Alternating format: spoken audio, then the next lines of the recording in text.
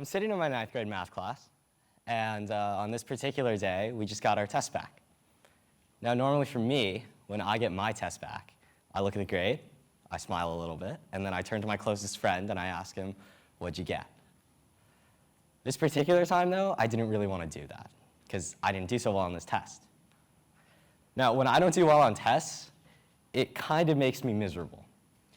Not just for the rest of the day, but for the rest of the week. And not because I did poorly, because everybody has bad days, but because I know everybody else did better. That's what kills me.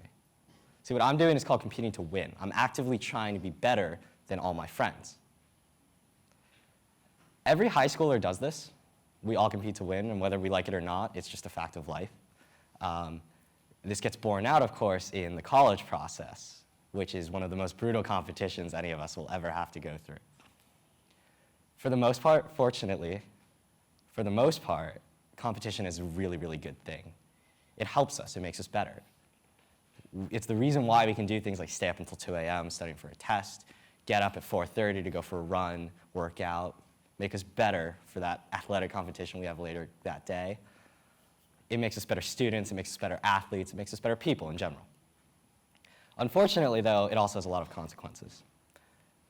Now, multiple studies have all found that there's a direct correlation in high schoolers between competing to win, trying to do better than everybody else, and higher levels of depression, anxiety, stress, sleep deprivation, and probably the most scary of them is it leads to far higher levels of alcoholism and substance abuse. In a 2010 study done by Drs. David Hubbard and Dwayne Burmeister, they actually found that the reason why this is because when we compete to win against our peers, our brains do something to us, which is we can no longer just focus on that one thing we're trying to be better than them in. See, when you ask for your friend's test grades like I do, you can no longer just focus on being better on that test. You also start thinking, am I prettier than them? Am I better dressed? Am I wealthier? Am I more popular?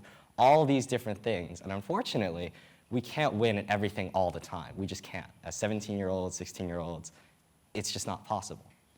Now, for some people, competing to win is actually a really good thing, and it works. Michael Jordan is probably the most famous example of this.